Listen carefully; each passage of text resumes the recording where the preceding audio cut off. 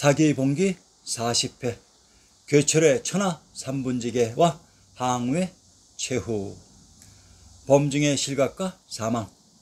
팽성에서의 대전 이후 유방은 대패했으나 팽성과 가까운 형량과 송구에서 군대를 정비해서 항우가 소진하는 것을 막고 있었으며, 안시는 팽성에서의 패전 이후 한나라의 등을 돌린 제국들을 정발하고 있었던 것이다. 기원전 204년 항우는 형량으로 달아난 유방을 추격하여 그 식량 보급로를 끊어버렸다. 이에 공궁에 처한 유방은 항우에게 강화를 요청하며 휴전을 제안한 상태였다. 항우 역시 현재 제나라의 반란을 진압하지 못한 상태이기 때문에 유방의 제안을 받아들여 종리말에 버티고 있는 제나라 반란의 현장으로 달려가고 싶었을 것입니다. 그러나 항우의 참모인 범증은 달랐다. 홍문의 연에서부터 줄곧 유방을 죽이지 못한 것에 대한 한이었을까? 범증은 이리에 반대하며 유방에 있는 형량을 공격해야 한다고 진언하였고, 항우는 범증의 의견을 받아들여 형량에 주둔하고 있는 유방의 군대를 포위해서 압박하고 있었다. 이때 이 난국을 타개할 묘책을 제안한 인물이 진평이었다. 진평은 진나라의 후손으로 원래 소처패왕 항우의 신하였으나 은왕 사망의 사건 이후 신변의 불안을 느껴 한왕 유방을 찾아가 위무기의 청구를 받고 유방에게 귀위해서 호군 중위의 직책을 맡고 있었다. 범증의 방해 때문에 형량의 포위를 푸는데 실패한 유방은 진평에게 대책을 물었다. 그러자 진평은 항왕의 강직한 신하들이라면 아보, 종리말, 용조, 주운 등 몇 사람밖에 없습니다. 대왕께서 만약에 금 수만 근을 내놓으실 수 있다면 이간책으로 군신을 갈라놓아 그 마음을 서로 의심하게 할 수 있습니다 라 말하며 항우와 그 신하들 사이를 이간질한 후에 초나라를 치면 이길 수 있다고 주장하였다. 이것이 진평의 반강기였던 것이다. 유방은 진평의 계책을 받아들이고는 항우의 사자를 맞이할 때에는 일부러 호화로운 식사인 테레를 준비해 두었다가 막상 사자가 도착하자 아보의 사자가 아니라 항왕의 사자였군이라 말하며 테레를 도로 물리고는 형편없는 식사를 대접하였다. 이 일을 알게 된 항우는 범증이 유방과 밀통을 하고 있는 것이 아닌가 의심하여 점차 그의 권한을 빼앗아갔다. 이에 분노한 범증은 천하의 일이 크게 정해졌으니 고난께서 스스로 알아서 하십시오. 저는 고향으로 돌아가 늙어 죽고자 합니다 라 말하였다.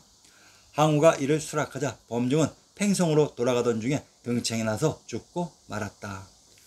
최고의 참모이자 지략가인 범증이 항우의 곁을 떠났다는 소식이 형량의 유방의 귀에 들어갔다. 진평의 계략이 성공한 것이며 항우도 제나라의 반란을 진압하지 못한 것에 대한 불안감이 엄습해왔다. 이때 진평이 형량을 탈출할 수 있는 묘안을 진언하니 어두운 밤에 여자 2000명에게 갑옷을 입혀 정 밖으로 내보내고 항우군이 이들과 싸우고 있는 사이 반대편의 성문을 열고 탈출하는 것으로 결국 유방은 포위당했던 형량에서 극적으로 탈출하였던 것이다. 진평의 인물평에 대해서는 부정적인 의견이 많으며 그래서인지 구사하는 전략도 치졸했던 것 같습니다. 여인들의 죽음으로 한왕 유방이 형량을 탈출했던 것이다. 팽성 전투에서 패배한 유방이 머물렀던 형량과 성고는 개봉에 있었다고 합니다. 개봉이란 신시계천의 무대 천조가 있었던 개경의 서울입니다. 한신의 제나라 정벌과 괴철의 삼분지계. 형량을 탈출한 유방은 곧바로 한신의 군영으로 찾아갔고 막사에서 곤히 잠들어 있는 한신의 소재로부터 지휘관의 병권 상징인 병부를 강탈하게 된다. 이때 유방을 가이드한 사람이 다름 아닌 한신의 부장인 조참이었습니다. 병부를 강탈당한 한신은 서로의 군대를 조직해야 했고 유방으로부터 제나라의 공격을 명받게 된다. 이때 제나라는 항우의 명장 종리말의 주력군이 초나라로 철수한 상태로서 제나라의 왕 전광을 중심으로 독립되어 있었다.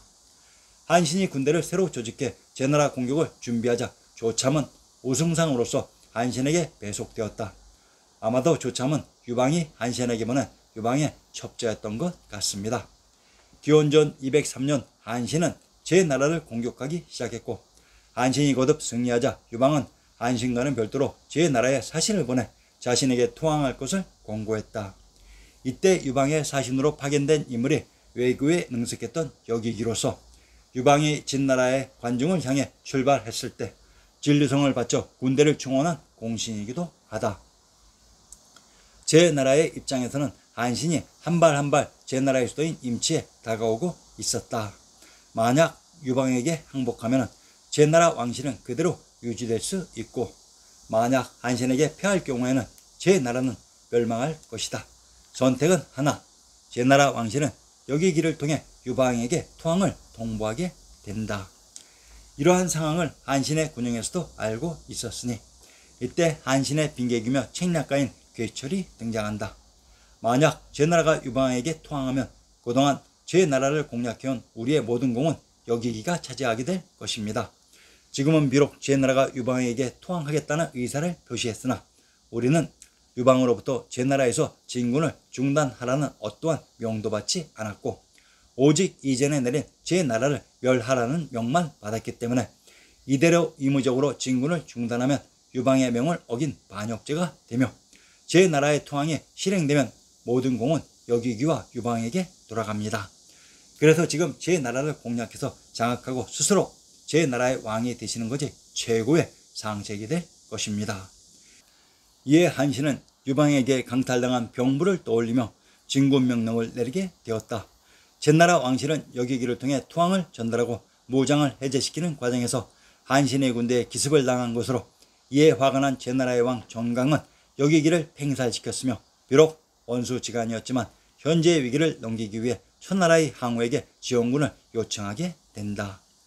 항우의 입장에서 큰 나라인 제나라가 무너지면 힘의 균형이 일순간 유방에게 기울 수 있다는 위기감을 느껴 명장 용조로 하여금 20만의 원군을 보내 한신의 군대와 맞서게 했다. 용조의 군대는 항우의 주력군이다.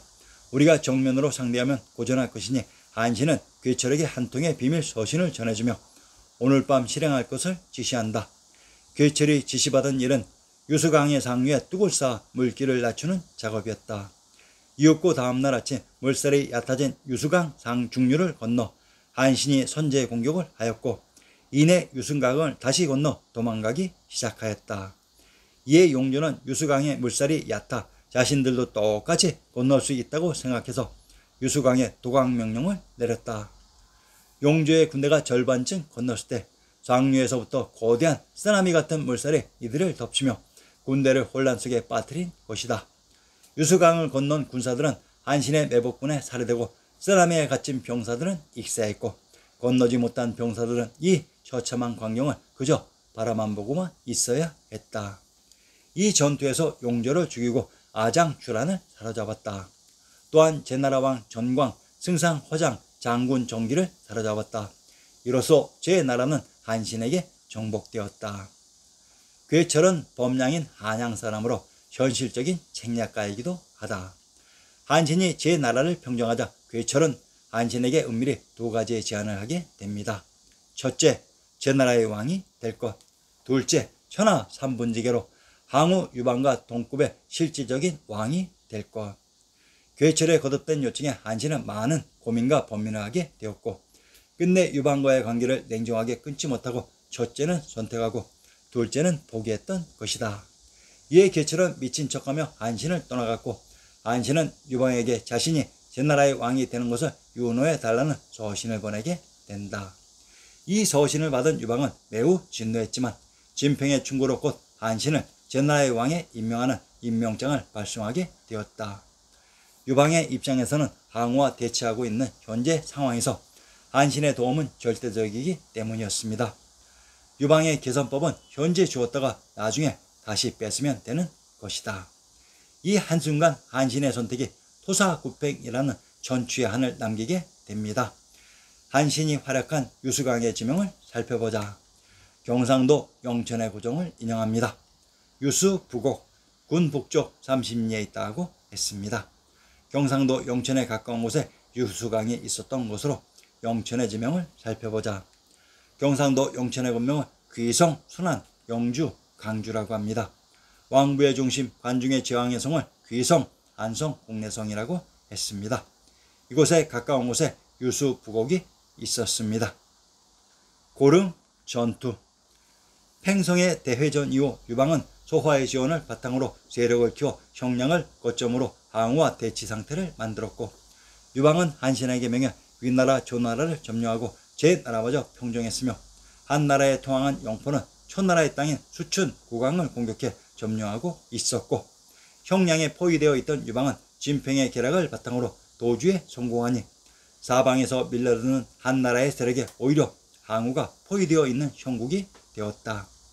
이때 항우의 초나라 군대와 유방의 한나라 군대는 광무산에서 대치하고 있었는데 이곳 광무산이 다름 아닌 광주의 무등산인 것입니다.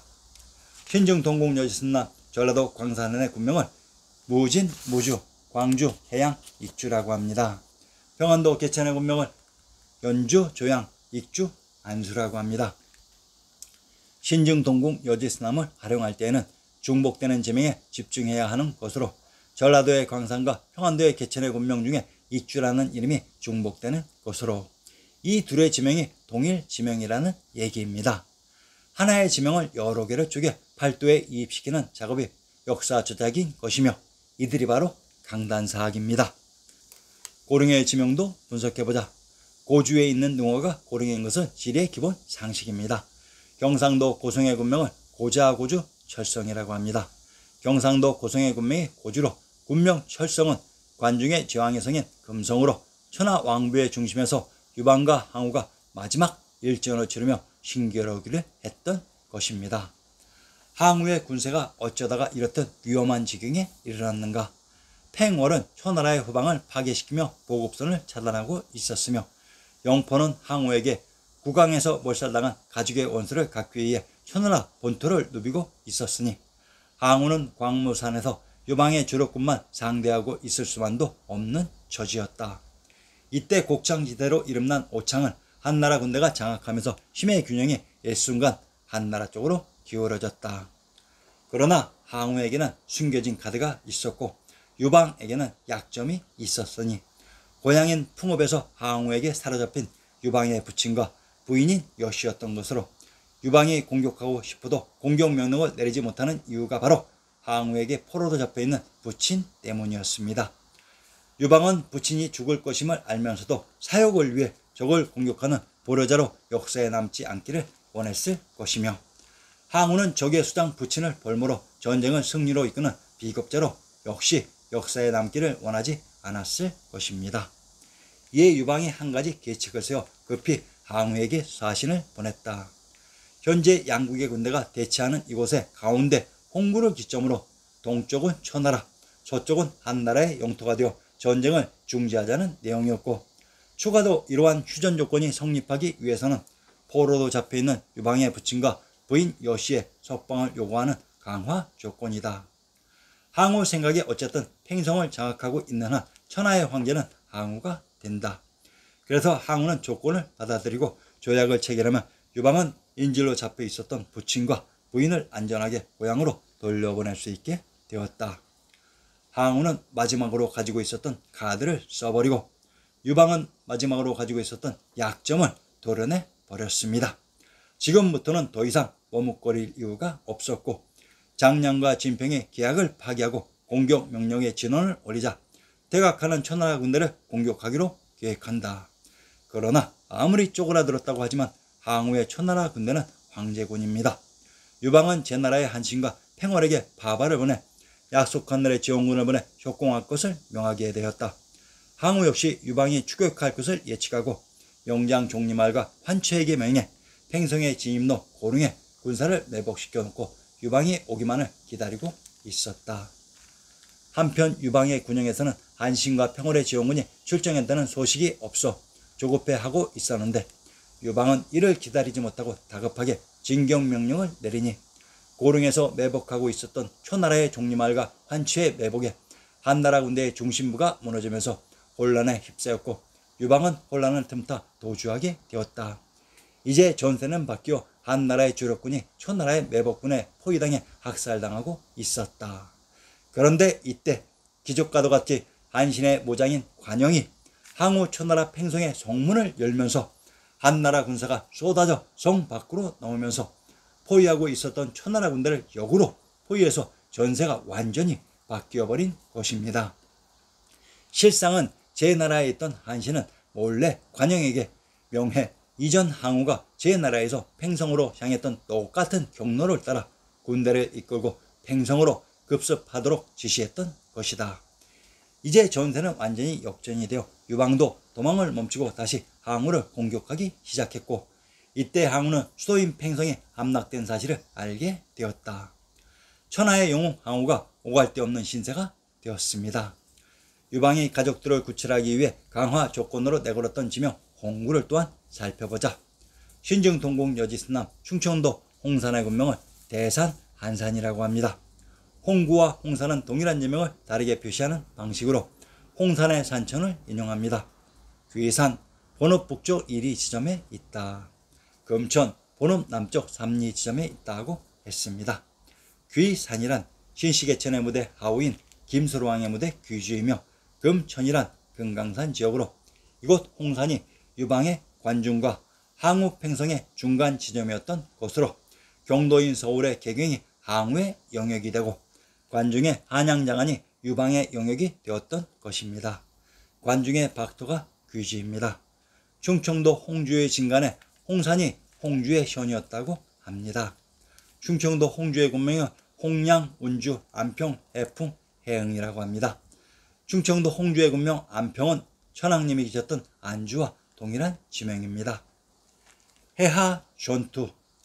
해하 전투의 무대 해하가 안휘성 정원현에 있다고 했습니다. 해하 전투에서 가장 빛나는 무공을 세운 사람은 한신이다. 고릉 전투에서는 불참했지만 한신이 보낸 관영에 의해 대세가 별판났고, 해하 전투에서의 주인공도 한신이다.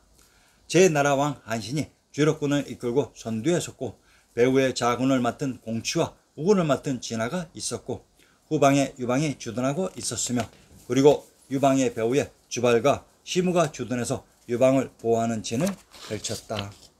전투는 한신과 항우의 대결로 시작되었고, 항우가 한신을 압도하듯 밀어붙여 한신의 군대는 후퇴하기 시작했으나 이는 적을 끌어들이기 위한 술책이었던 것이다. 한신의 부대가 후퇴하고 있을 때 항우의 군대는 한신의 군영 깊숙한 곳까지 들어오게 되었고, 이때 좌우에 대기하고 있던 공치 진화의 부대가 초군의 좌우를 공략하며 포위하고 있었다. 앞만 보고 지금 전진했던 항우의 부대는 좌우에서 포위당해 공격받자 파죽지세로 무너졌던 것이다. 이렇듯 첫날 전투에서 무너져 포위되었던 항우는 그날 밤으로 자신을 따를 수 있는 정예병 800기를 이끌고 한나라 군대의 포위망을 뚫으며 나아가고 있었고, 항우가 탈출했다는 소식을 접한 한신은 관영을 시켜 5천여 기병으로 추격하게 하였다. 하천을 건넜을 때는 100명가량 남았고, 음릉에서 우연히 만난 노인에게 길을 물었지만 거짓 대답의 소서가 늪지대에 빠져 고생하다 관영의 추격견에 따로잡히게 되었다. 사투의 노력으로 간신히 빠져나와 동성에 가까워지고 있을 때 항우는 남아있는 모든 병력을 배에 태워 강을 건너게 했고, 자신은 그곳에서 최후를 맞게 된다.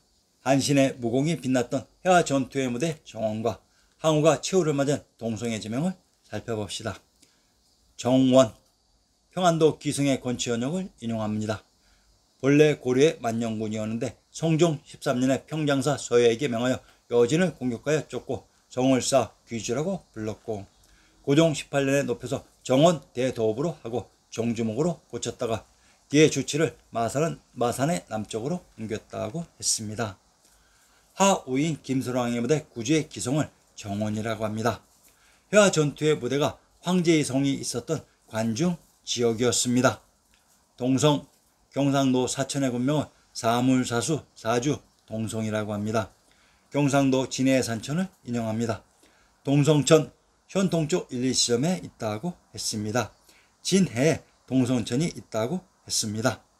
경상도 진해의 군명을 우산 팔진이라고 합니다. 전라도 나주의 군명을 진해 금성 금산이라고 합니다. 경상도 진해와 전라도 나주는 진해 군명이 중복되는 동일한 지역으로 전라도 나주의 군명 비단금자의 금성은 신시계천의 무대 천주가 있었던 개경의 지명으로 항우가 이곳에서 최후를 맞이했던 것입니다. 아하, 천하의 영웅 황제 항우가 이로써 역사 속에서 막을 내렸습니다.